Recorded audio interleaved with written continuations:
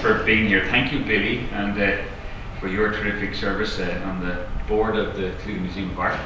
I've been here since fall of 2010, and we decided that, with the board and the staff, that we really needed to have a think as we moved towards this year, 2012, because early this year we celebrated as a century of being open to the public in this great building. The museum was founded in 1901 and opened in 1912, and then was expanded several times.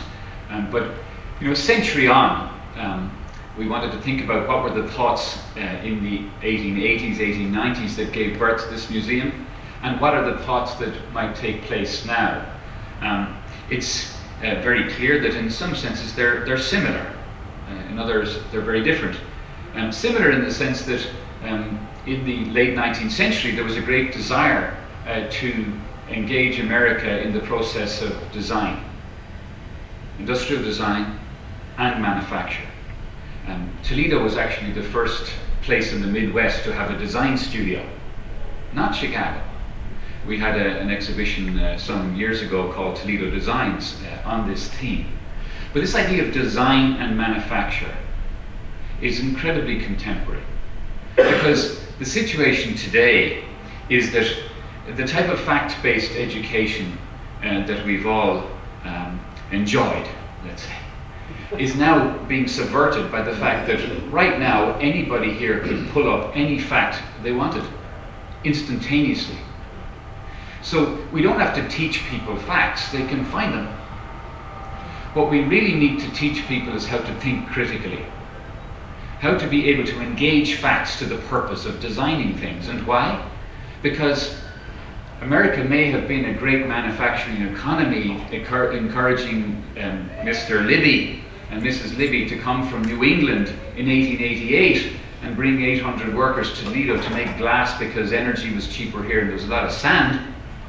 But today, glass can really be made anywhere and come to America. And our glass pavilion is proof of that. I mean, designed by a Japanese partnership, the glass formed in Germany and made in China.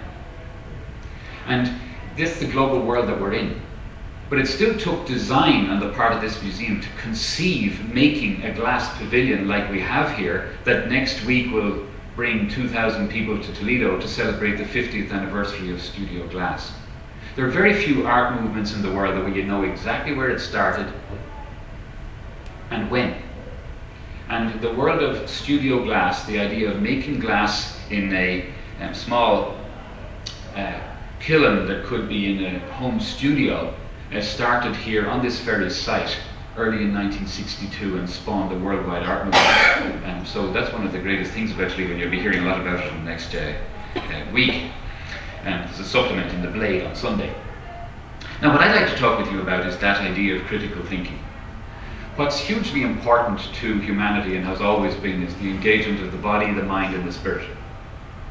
And that's the essence of what you do in the area office of aging. You on aging, you want to engage people bodily, mentally, and spiritually.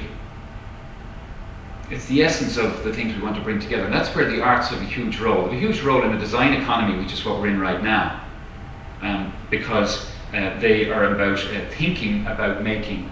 They're about inventing and about engaging the process prior to actual making, because it's an idea that causes things to be made. There are actually no works of art in an art museum. Sorry, there's no art in an art museum. There are only works of art. The art's in the artist. It's the skill that causes the work of art to be made. And the art is in you. You all have art in you of different kinds. There are so many skills that you can have that are artful. So I want to engage you in one of the senses, the sense of the visual, because that's what the museum is for. Mr. Libby's idea was that he would raise the quality of design, therefore causing better products to be manufactured, by having a museum which would have within it great examples of the most wonderful objects that people have been able to make through their creativity since time immemorial. So we would gather up objects, some of which we wouldn't know who made them, others we would, from all times and periods, and then be able to exhibit them in Toledo. And I gotta say to you, I mean, we had it last week with the Olitsky opening, where people came with great collections and artists and so on, and they're saying what everybody says who knows anything about art. This is one of the great collections in the world, work for work, because we always collected singular works by singular artists, not trying to make collections, but great examples. And so that's the museum that we have. Now I want to start with a very basic principle.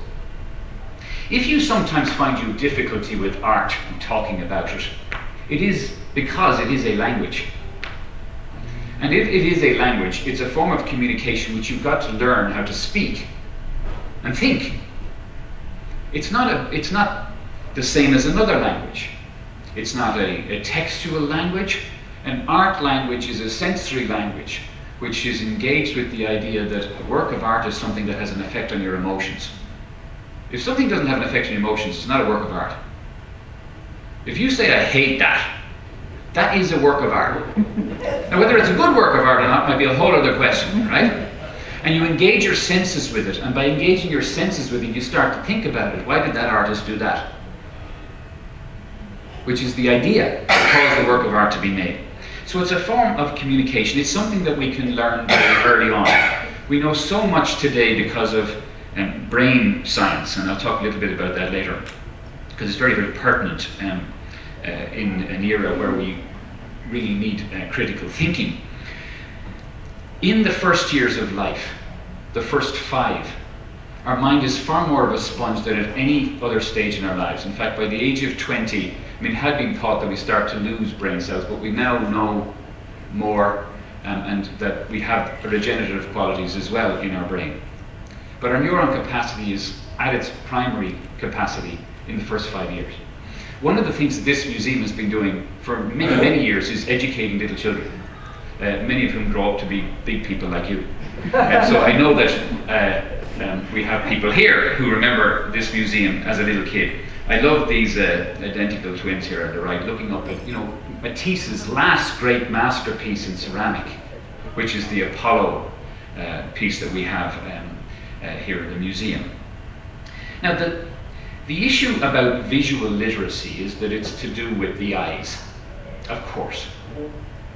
And the idea of what it is to be visually literate is related to this idea that everything that we see is an image.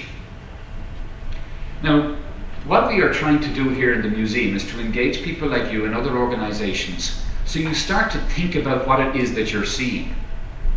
I mean, when you see the area Office on Aging, what do you see? What do other people see? Is it the same thing?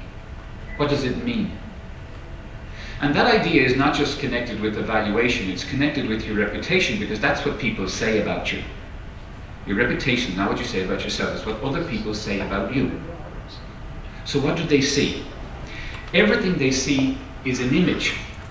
It's not actually what's there. What we know from brain science now is actually most of what we constructed from what we see is actually already in our brain. We're not actually seeing it. We've seen it before. We're recognizing it, which is the process of a little child, 0 to 5, having to distill these things called people. And they all look relatively the same, but they're all different. So this idea of examining difference is something that we learn very, very early on. And it happens in the brain. The brain, I don't know how many of you really like to read about brain science. Don't be frightened by it. I'm sure quite a few of you aren't and do. But it's the most fascinating thing. There are 2 frontiers right now, I think, that are showing themselves to be bigger than we've ever imagined. The first is the human brain, and the other is space. What's out there? The idea that there mightn't be one universe, there might be multiple universes. We're learning so much about astronomy, yet how many people are studying astronomy? Not enough, that's for sure. But we're building on things that we already knew. That's what books like Imagine by Jonah Lehrer, for example, recently. If you haven't read that book, do. It's terrific. And a lot of the work that's been done on innovation is about working on things that we already knew. Lehrer's previous book, Proust was a neuroscientist, looks at artists and thinkers and scientists and finds out what were they saying that they saw and that they felt and that they observed. And science is showing that they were right, that these things they felt instinctively were true, and they're turning out to be true. So, what is visual literacy? Visual literacy is, of course, one of a number of sensory literacies that we have, but it's actually the primary one for a couple of reasons that I'll explain. What it is the ability to construct meaning from images. Because if everything is an image, what actually matters is that you actually see it and come to understand it and then be able to construct meaning from what you're looking at. And that implies absolutely everything. And most of what we look at, we don't see. Our brain basically distills all day long so that most of what we're engaged with, we don't actually take in. I think most of you, if I don't point it out, will probably walk out of this room not knowing what the person beside you was wearing. And it's probably true that we occasionally make the mistake to think we're living with somebody who has different colour eyes than they actually do have, because we look at them but we don't actually see. And so learning the skills of observation translates into every part of your life, and especially in the ability to communicate. Our relationships would be so much better if we really concentrated on visual literacy. But what is it that we see when we see objects, or places, or people? When you see this, what do you see? Well, what do you see? Color. You see colour. Well, yes. A building. A building, good. An animal, good. What else do you see? Steps. Steps, good. Shadows. Shadows, what else? Ground. Okay, so what does it mean?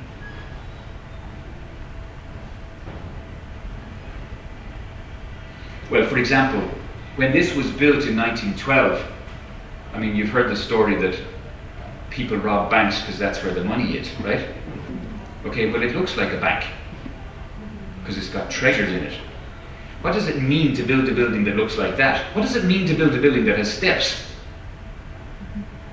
You elevate yourself to walk in. There's something important there. It's about a society that says you don't just come in off the ground in here, you actually enter. You come up and you pay homage.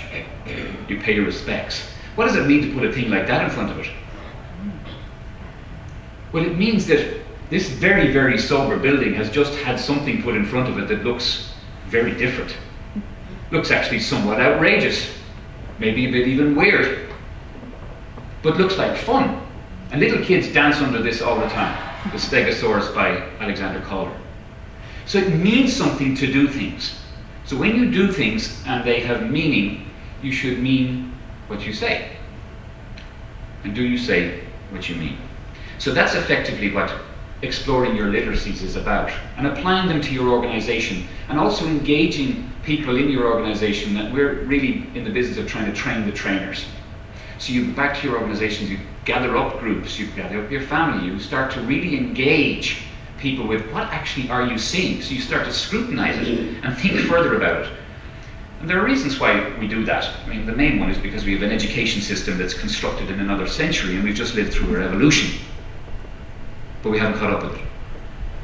Now, this whole talk of visual literacy and the idea of talking about it as a literacy is relatively new.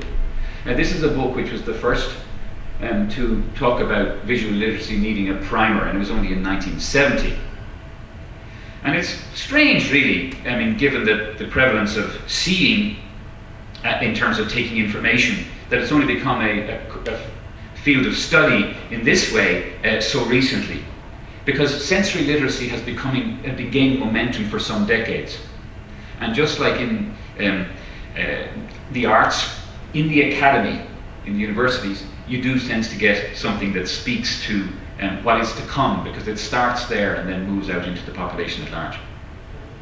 And these ideas of visual literacy and constructing meaning from what you see have translated into the school system with various types of methodologies. One is called visual teaching strategies, that some of you may have been involved in if you're teaching in schools. But, primers have started to appear on the market, not an awful lot of them, but several dozen, about how would you actually teach people how to see. Because the more observant you are, the better you are. There's no doubt about it. The better your garden will look, the better you'll dress, the better you'll have relationships with people, the more you'll walk into some place and see things. Like you'll walk in here and say, well, this was obviously designed to be ADA compliant, but it was obviously designed for people who love to go on a very, very sharp slide down to the bottom here. You start to read what you see and critique it and construct meaning for it so you're actually able to improve it.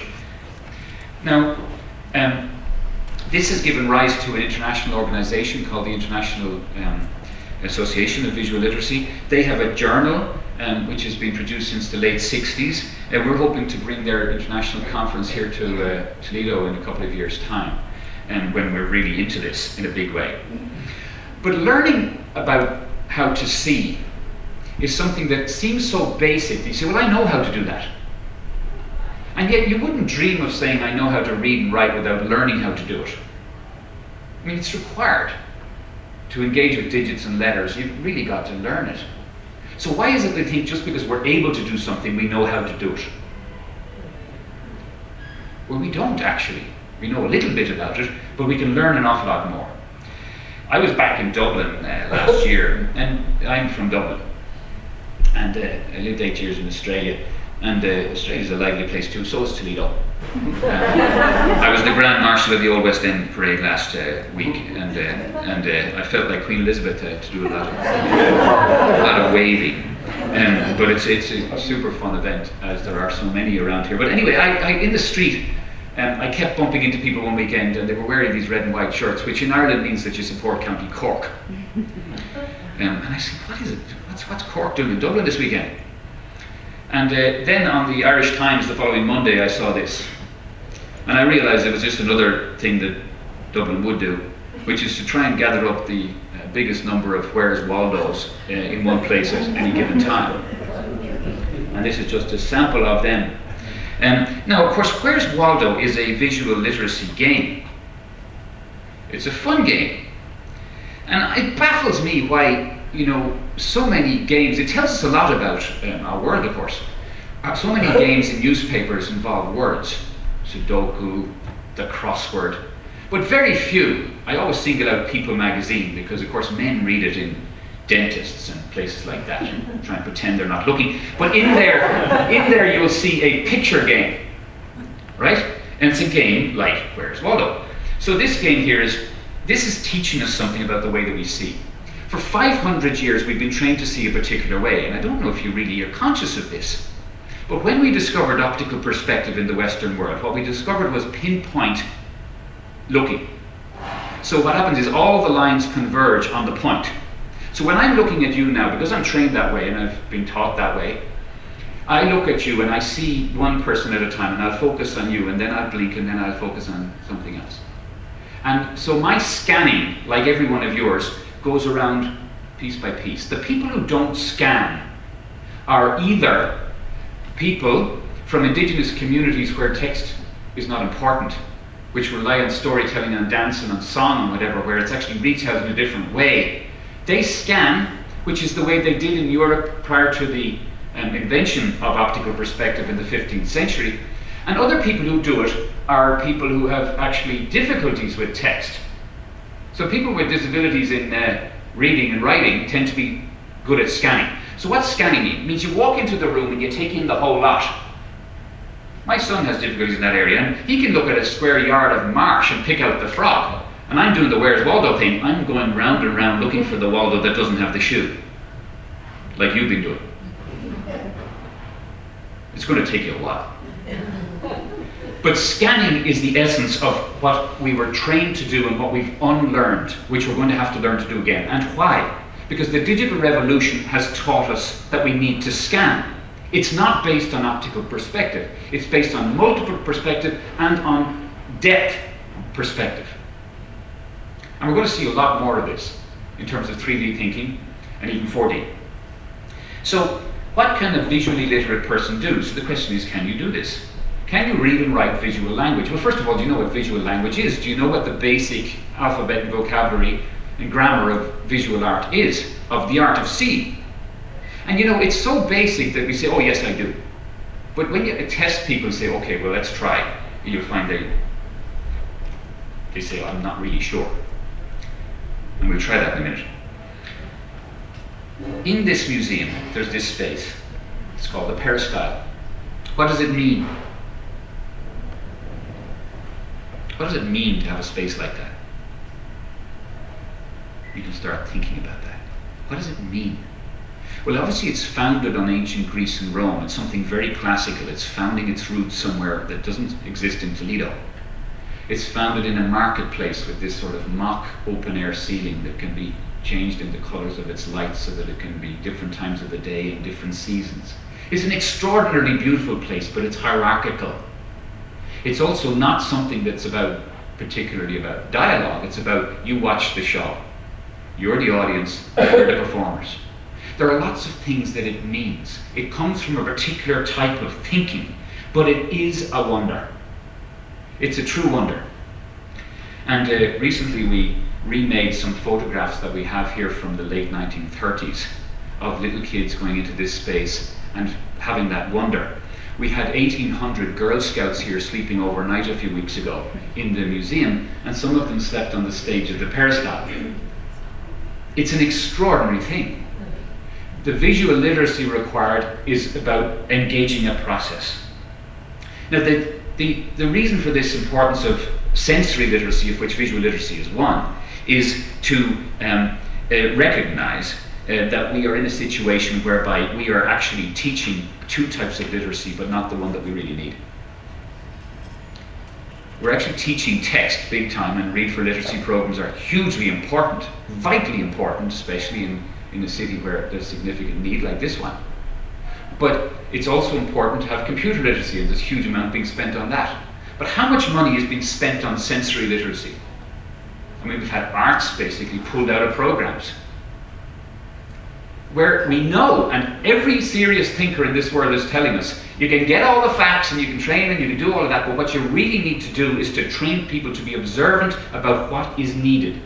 And to do that, they have to see something that hasn't been done before, like Michael Owens did for Mr. Libby, when he invented the glass bottling machine and made this city famous and rich. And to be able to conceive a need means to be very, very observant, because you're taking notice of what people don't have that they might need. Now, why are we living a revolution? This is one of the most exciting times to be alive. In fact, only 3 times in history has it been as exciting from a literacy point of view.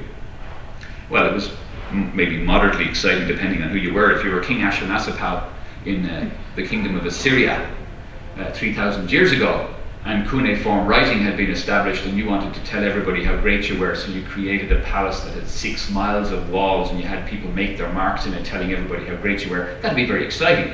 And it mightn't be if you were the one putting the things on the walls, but it was a revolution. The first great print revolution. It took a full 2,500 years to get to the next one, which was 500 years ago, which was that invention of optical perspective and the invention of the printing press. It's only taken us 500 years to get to the next great print revolution, and you're in it. The internet went live on Christmas Day 1991. It's only in the last 20 years, and it's only really in the last 10 years that we've seen social media emerge, even as a term, but things that seem ubiquitous today, like Google and Facebook and so on, Twitter, these are recent and really only into the last 5 years in terms of their progress. So the digital natives are very new. I don't think I see one here. To be a digital native, you'd have to be born after 1991. And if you went to college, you'd be graduating in 2013, and the first full digital natives will graduate from college and universities all over this country. People who've grown up with the internet since the day they were born. They're different, don't you know? But so are you, because you know what it was like before, right? And that's of value too. So what do we do to train the little people of today about the Roman general, about their world, and about the capacity to think about what it would mean to be responsible in our world? This is an extraordinary fact. Most of what we know about the human brain we learned in the last 15 years. Why? Because of the invention of digital technology. And what we now know is that 90% of the information that we take in from the world, we take in with our eyes. It's even more dramatic than that. In our whole brain cortex, a full third of it is taken up by seeing. Now imagine having an education system that does not specifically set out as a goal to train people how to be sensorily literate, and particularly learn how to see, when you knew now that, we know this, that 90% of the information taken in with our eyes, a full third of our brain is devoted to vision. I wonder why that is. Well, it's obviously because it's necessary for operations. And so in our organizations, and especially the people in terms of those who've lived a life, and so in your office and the whole responsibility you have for people who are aging, we're all aging. Every single one of us, every day. What experience can that give, and what can we learn and what can we teach in terms of engaging visual literacy with our people? The optic nerve, 1 million fibers. I'm not saying that vision is more important than hearing or touch, even though they have much smaller parts of the brain devoted to them. But I am saying that if you knew it was 90%, you'd probably want to do something about it. So 90% of what we know about the brain was learned in the last 15 years. And that's kind of an ongoing aggregate. It'll be 15 years next year, and as we're consistently learning more and more and more. You know that we have 99.9% of the DNA of chimpanzees. We now know that. So 0.1 of 1% is the ability to make a Rubens painting, or a Rembrandt, or a Picasso, or whatever. And evolutionary biology is certainly a challenge to us all.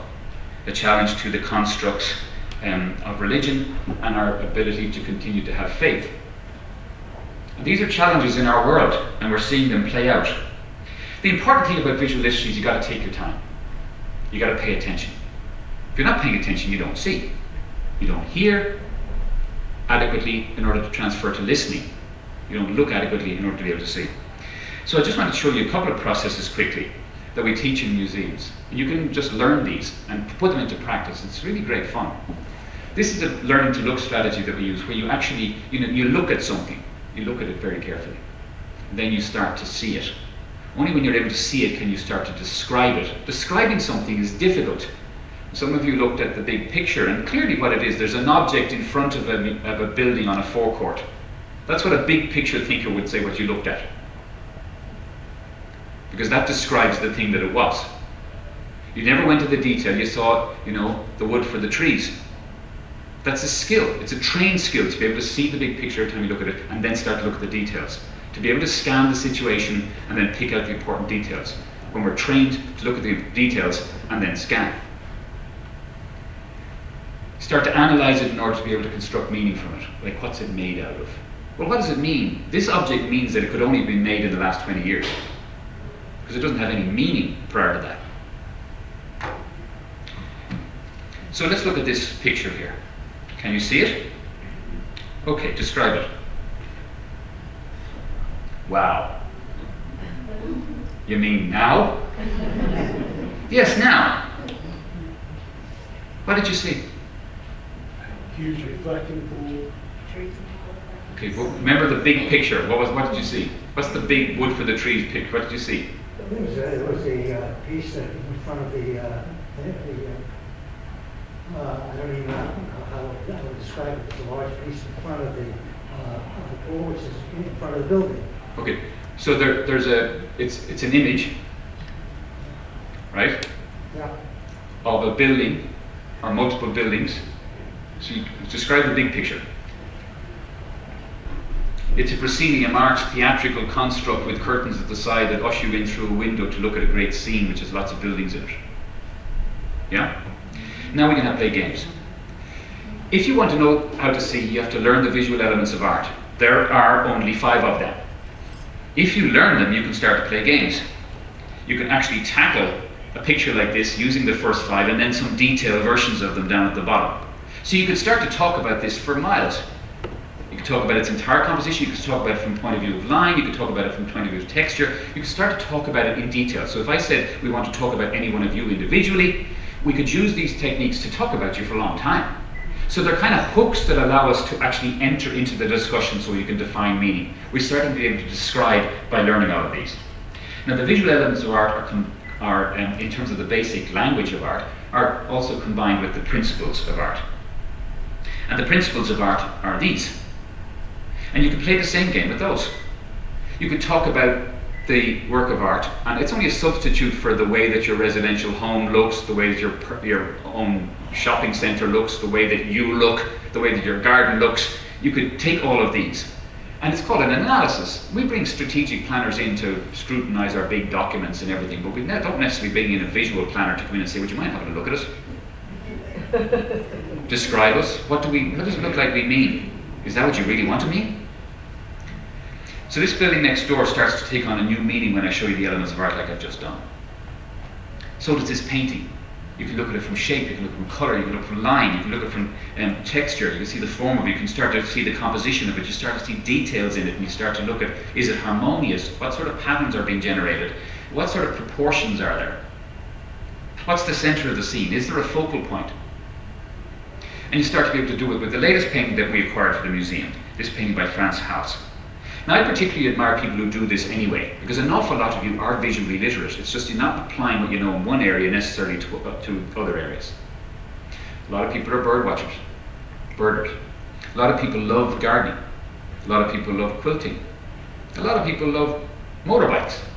And the thing about any study of that order is you're really playing spot the difference. Because it's by the subtle differences and similarities between things that we establish our visual literacy. And it is a skill that you can practice and learn, and the earlier you do it, the better. The older you do it, the harder it is. There's no doubt about it. Because it's a skill that we develop over a lifetime. So just let's go to our little Games and People magazine. What's the difference between these two pictures? Can anybody see a difference already? Any one difference even? You should practice spot the difference games. They're great. And we all know that in terms of aging, developing these skills early helps to keep our brain very, very active. And the more that we do that, the more we ward off other things. I mean, the most obvious little thing here is, of course, that you've all spotted that there are two rows here and there's only one here. But that was clear. That was very easy. Okay? Because there are lots of details, of course. And you spotted them all, didn't you? Yeah, that was easy. So when you go into the cloister in the museum here, as you will with our docents very soon, you'll notice very quickly that, of course, each side of the cloister is different. But of course, you'd have spotted that within a second of walking into the place. They're all different. What does that mean? Well, it means they probably didn't come from the same place. It also means we obviously had a way of getting them here, which we mightn't be able to do today.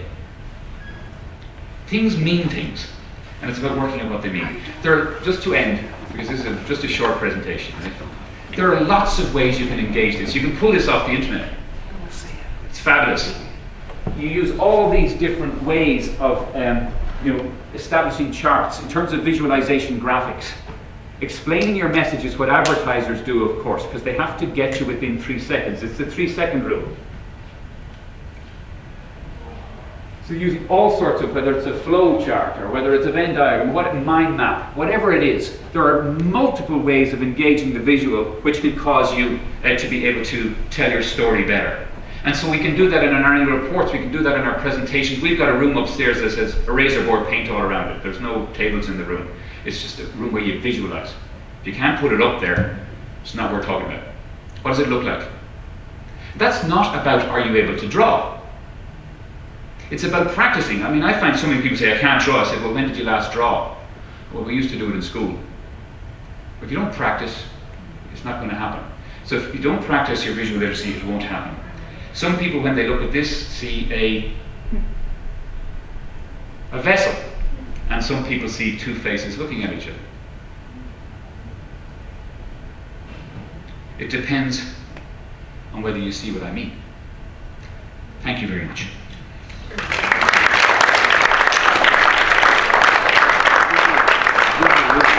I think we have, we're going to go with the docents very shortly, but I mean, maybe I'll take a couple of questions if anybody has any. Anybody got any questions about this? Or how it might apply to what you do? Yeah. Do you think that one of your opening statements was that everybody can find facts so easily, readily with the internet. Do you think our whole educational system really is doing the wrong thing by teaching all the facts to children that they can get themselves, and should we redesign some way to teach them this critical thinking and visual learning? Well, to the first question, no. To the second question, yes. I don't think that it's doing everything wrong. Of course not. It's doing a lot of things right, because that's all really important. But it's directed towards directions which are textually and computer literate for this world, so it seeks to be very, very relevant. But it's not engaged equally or even anywhere near closely in terms of sensory literacy. And to that extent, it's hugely deficient. And the countries that are getting an understanding of that recognition of the situation quickest will be the ones who become the design module for the world. And I mean, America is actually beginning to, because it has a very separate system here. I mean, you've got private schools, you've got public schools, you've got places that are really well funded and places that are not well funded at all. So you're going to get very strong disparity in a country like America. So you have great things happening and then things not able to happen at the same time. That may not be the case elsewhere. But this is, I mean, it's not just passionate, it's just so flaming obvious, right?